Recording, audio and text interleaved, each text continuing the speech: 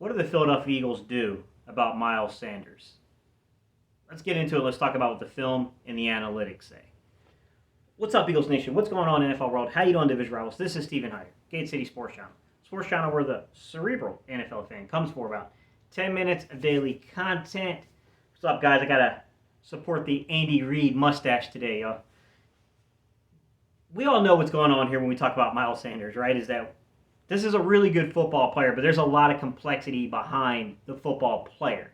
He's got talent. He's definitely a guy that can hit a home run for you. He makes your offense better. I think the real question is, and the question we're going to ultimately tackle in this video today is this a guy you give an extension to? There's a lot going on because it's the position he plays, it's the production, it's the health. So let's get into a little bit of that today. Number one, the health. Let's just rip the Band-Aid off before we jump into film on this young man.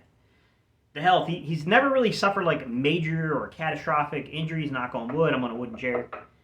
But in saying that, he's always had these little weird dings, hamstrings, ankle injuries. Like, it's always been these little, like, nagging small things that keep him out of a game here and there. And that's kind of hard to address because if you're going to be a guy that's going to tote the rock between 15 to 25 times a game, 15 on the low end, 25 on the high end, you got to be healthy, man. Like, there's got to be some dependability on your health status. And that's an aspect of things that I'm not going to project, guys. I can't predict someone's health. But I will highlight, I'm just as concerned as the people who like Miles Sanders and the people who don't like Miles Sanders because of that reason. I have the same exact concerns, guys, that it's not major things that go on with him, but it's a lot of little nagging things with him.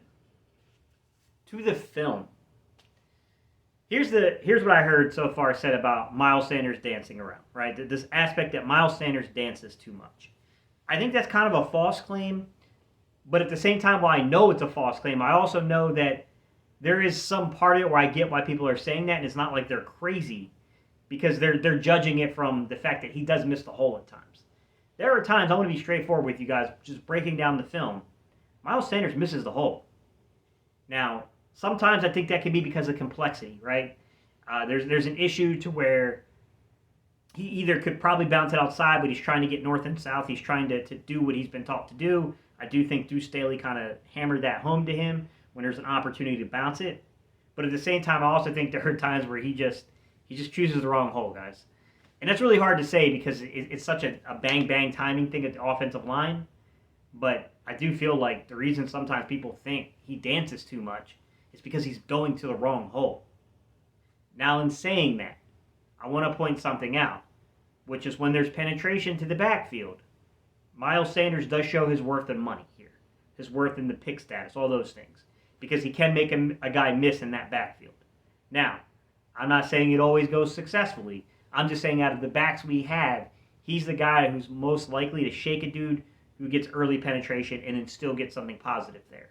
Well, I think Jordan Howard is the better guy to where maybe if you miss the hole or if the timing of the hole is not right when you get there, I think Jordan Howard has that kind of thump power to still push you forward 2 or 3 yards, where I don't think Miles Sanders necessarily has that. Miles Sanders is more of a 1 yard gain to a zero, a net zero kind of guy, which isn't horrible. That's not a bad place to be. Like, just don't lose yardage, basically. In saying that, I'll admit, guys, there are times, man, he's explosive. Miles Sanders is explosive at times, and he can make a guy miss inside the hole. I do think that he shows the ability to get skinny at times, to kind of narrow that frame and slip it and move through. I'm not saying he's the best in the league at any of those things, guys. I'm just saying that he brings kind of the whole package together. But just like the health concerns, just like the concerns of he may not always go to the right hole, I have to be fair and I have to be balanced with the film shows, which is he's been better at catching the ball since we got into the season. He had a phenomenal, rookie year catching the football, but it ain't consistent. And there were a lot of concerns justified in camp that he was putting footballs on the ground. And that's kind of a thing with catching the ball. And I probably should highlight his college career. He had a big problem putting the ball on the ground, running the football too. But even in the pros, I thought he did pretty good recently, I thought he did pretty good early, and then recently we've seen some of those struggles return with hold on to the ball. With that said, it's a crazy question, guys. This is a crazy, crazy question when it comes to Miles Sanders, which is, I don't know if he's built to handle 20 plus. Can you get away with 15 to 20? I think you maybe could. Can you get away with 20 plus handoffs for 10 or 12 games a season? I don't know, guys.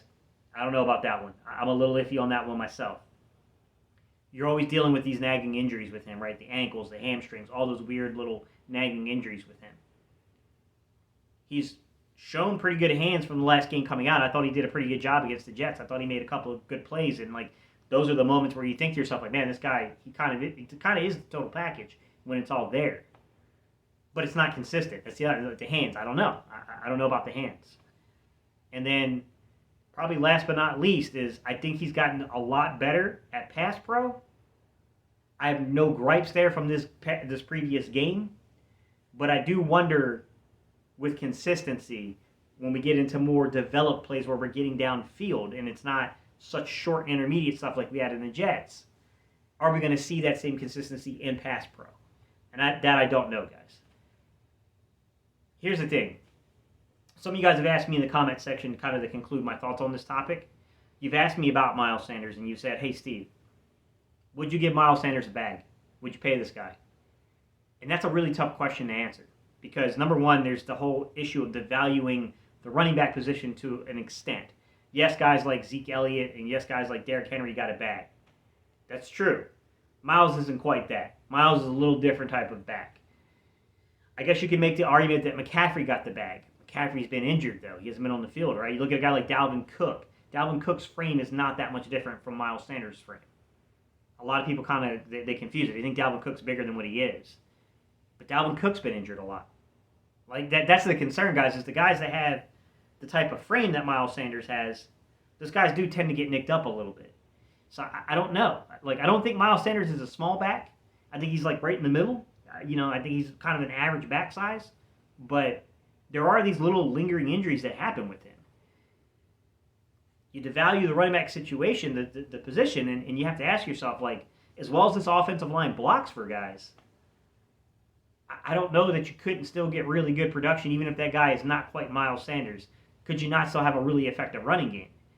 And I think the answer to that, honestly, is yes, you're still going to have a very effective running game.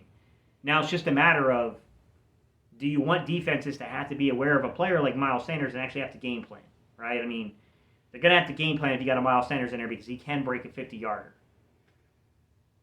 I don't know, guys. I mean, tell me the value of the contract and I can give you an opinion on it. That's the thing, right? Like, are we talking like around the 10th contract valuation? If we're talking about the 10th contract valuation, maybe better shot at making me believe. But if we're talking about like the top 3, 4, 5 contracts, I'm probably out. As a matter of fact, I'm not probably out. I'm definitely out of spending that much money at running back. It's crazy because running back and linebacker kind of coincide with each other, right? And we've seen a return to the running game. Look, New England just won a game. I mean, they hardly even had a passing offense. They just straight up ran the ball. So, I mean, it's not like it can't be done. But I do wonder how much money do you pay a running back? And I think that's the big question because I do think Miles Sanders is still one of the better weapons in this Philadelphia Eagles football team. It's undeniable. But here we are in this situation of I don't know what you pay this. I don't know how you value this. I mean, to me, if we were talking, and I made it more complex to say top 10, I've said between 8 and 12. But if we're talking like between 15 and 18, like with the 15th and 18th guys getting paid, yeah, that sign me up. Of course I want to keep Miles Sanders for that.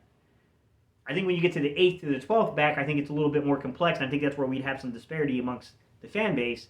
And then I think most of us are saying we're not going to give this guy top 5 money.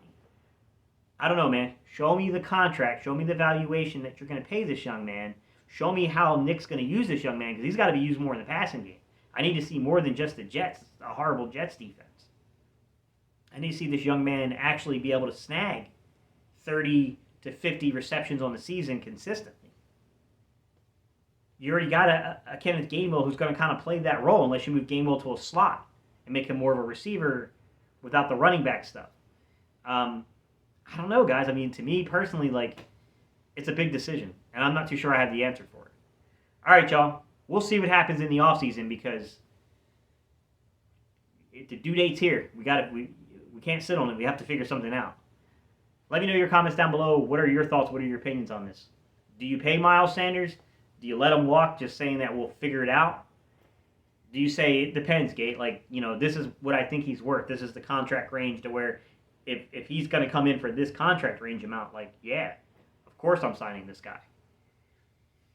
Who knows, guys? Who knows? All right, y'all. I appreciate y'all so much, and I'll catch y'all in the next video.